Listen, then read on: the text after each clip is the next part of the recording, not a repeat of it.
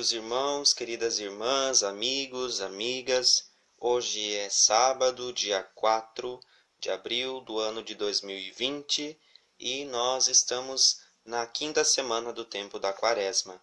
Ouçamos o que o Evangelho, a Palavra de Deus, tem a nos dizer para o dia de hoje, para a nossa reflexão. O Senhor esteja convosco, Ele está no meio de nós. Proclamação do Evangelho de Jesus Cristo segundo João. Naquele tempo, muitos dos judeus que tinham vindo a Marta e Maria e viram o que Jesus fizera, creram nele. Alguns deles, porém, foram aos fariseus e lhes contaram o que Jesus realizara. Os pontífices e os fariseus convocaram o conselho e disseram: que faremos? Esse homem multiplica os milagres. Se o deixarmos proceder assim, todos crerão nele, e os romanos virão e arruinarão a nossa cidade e toda a nação. Um deles, chamado Caifás, que era o sumo sacerdote daquele ano, disse-lhes: vós não entendeis nada, nem considerais que vos convém que morra um só homem pelo povo e que não pereça toda a nação.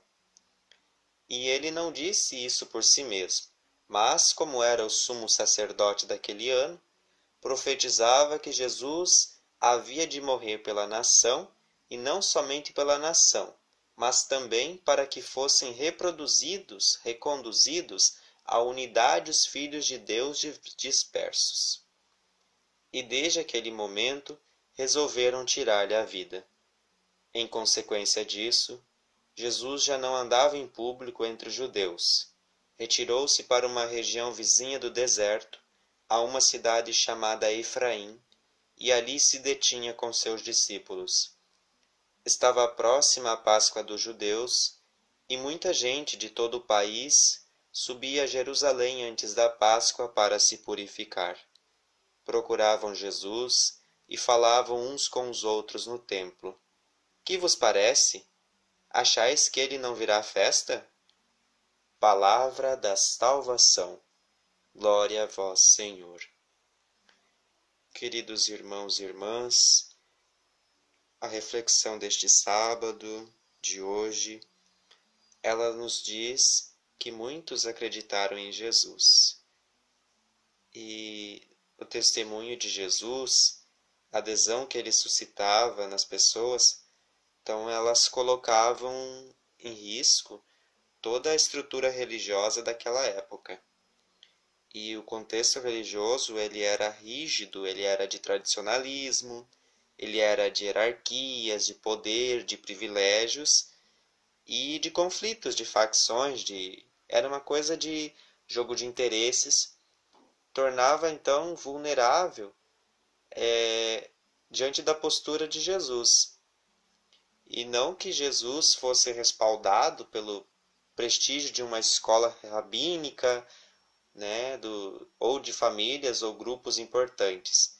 Só que esse perigo, então, ele consistia no fato de que muitas pessoas elas davam créditos às palavras de Jesus e aderiam ao grupo, sempre crescente, que se formava ao redor, então, dele, ao redor de Jesus. E é o que nós vivemos hoje também. Nós vivemos nas nossas igrejas, nas nossas instituições, em outros ambientes, um formalismo, um tradicionalismo. Vivemos, parece que em castelos, assim, encastelados, em hierarquias, tudo nos privilégios, na base da barganha. Isso não só na igreja, mas nós vemos isso nas autoridades civis, no governo, em outros espaços, a corrupção que mata, que denigre todo o sistema que é para as pessoas, que é para ajudar, E só que a gente vê também que as autoridades daquela época, as autoridades religiosas, elas demonstravam assim ter uma preocupação política, mas a preocupação política deles não era uma preocupação com o povo. De fato, era uma preocupação, o medo do poder mesmo, de perder o poder. Jesus era prestigiado pelas pessoas, eles começaram então a ficar incomodados. E esse movimento que Jesus faz, ele é entendido pelos romanos como uma provocação. E isso gera consequência. E essas consequências, então, elas seriam trágicas para as pessoas, para a nação, se não fosse contido a tempo. Então, haveria o perigo de todos crerem em Jesus. E os romanos viram isso como uma destruição do templo e a da nação, né? E é o que a gente vive hoje. Nós estamos vivendo um tempo de pandemia aí, de coronavírus, e olha só, as pessoas que detêm o poder em suas mãos, que podem ajudar as pessoas, elas estão mais preocupadas com dinheiro, com a economia, com o poder, né, com outras coisas, e elas não estão preocupadas com a vida, né? Jesus, ele realmente estava preocupado, ele dizia palavras que eram para ajudar as pessoas a fazer um processo de plena recuperação, né? E hoje a gente vive isso também. Parece que enquanto todo mundo diz que é para cuidar da vida, uns ou outros dizem que não, que isso não é importante, que é importante a gente cuidar do dinheiro, que é importante a gente cuidar de outras coisas, ter outras coisas como essenciais.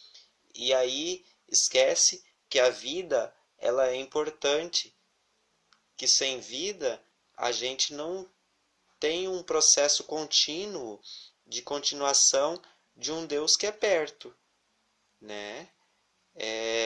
E aí, naquele tempo, vem então Caifás, que parecia ser bastante prudente. O que ele diz? É melhor um só homem morrer pelo povo do que a nação inteira perecer. Então, eles acolhem essa sugestão e com isso decreta-se então a morte de Jesus. E com isso inicia uma verdadeira caçada para prender ele. Só que o motivo verdadeiro da condenação à morte, ela foi de caráter religioso. Não foi nem de caráter político.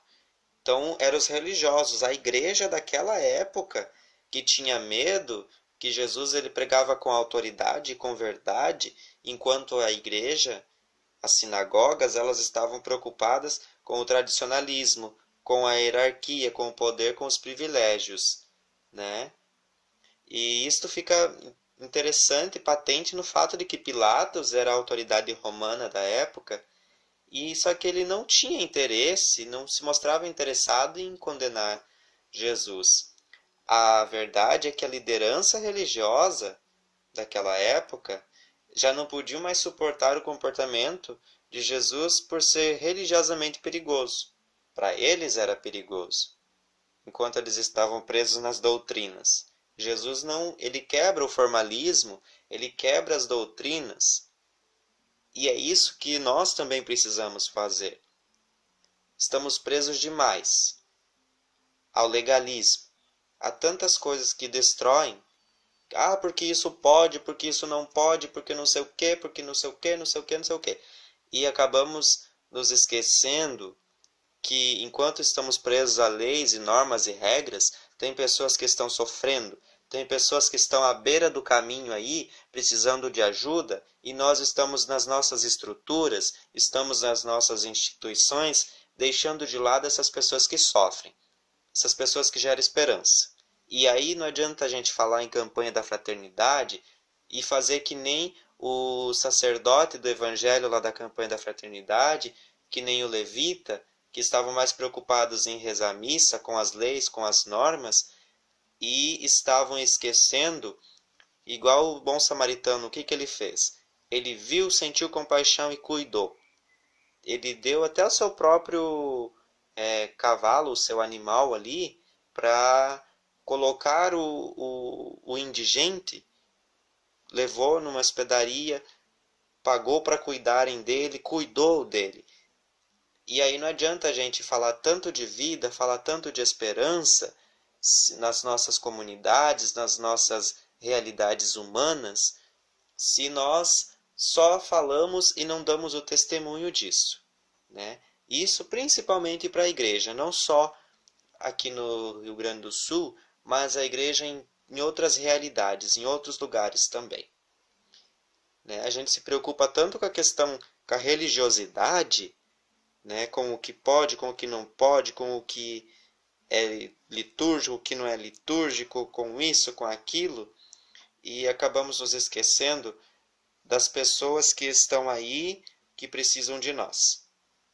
Então vamos pedir que nos preocupemos menos com a religiosidade tradicionalista da nossa fé, com as hierarquias, com os privilégios e com os poderes, com o jogo de interesses, e nos preocupemos mais com a vida na sua integralidade, a vida daquelas pessoas que estão nas periferias, que estão nas mazelas da sociedade jogadas, que por muitas vezes são vistas como leprosos, como pessoas que não vale a pena cuidar, como pessoas que não vale a pena ajudar a construir um processo de dignidade humana, de direito humano. E é isso que nós precisamos cuidar mais. Nós precisamos de políticas públicas que visem a vida, não políticas que visem o consumismo, o capital, o dinheiro e o poder. Enquanto nós estivermos pensando assim, nós nunca vamos construir uma sociedade livre, uma sociedade que é para todos, que não é para uns e para outros.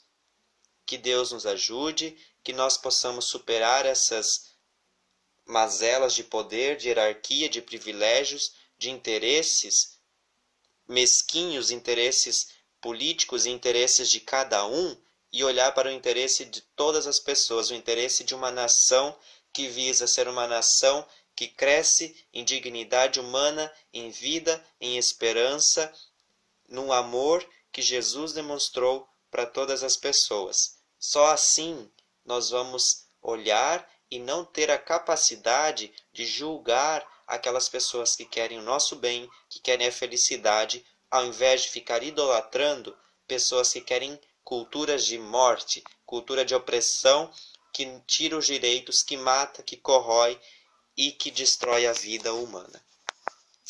Rezemos juntos. Pai, ajuda-nos a compreender sempre mais profundamente o caminho para encontrar-nos contigo, ver aquilo que tu nos ensinou. Livra-nos também do apego aos esquemas já superados. Isto vos pedimos por meio de Jesus Cristo, na unidade do Espírito Santo, com o Pai que ama, que acolhe, que cuida e que perdoa. O Senhor nos abençoe, nos livre de todo mal e nos conduza a uma vida verdadeira e eterna. Amém. Em nome do Pai, do Filho, do Espírito Santo. Amém. Um ótimo sábado. Aproveitem esse sábado em família. Rezem juntos, reflitam juntos aquilo que de fato é importante na vida sua, na vida das outras pessoas. Até a próxima.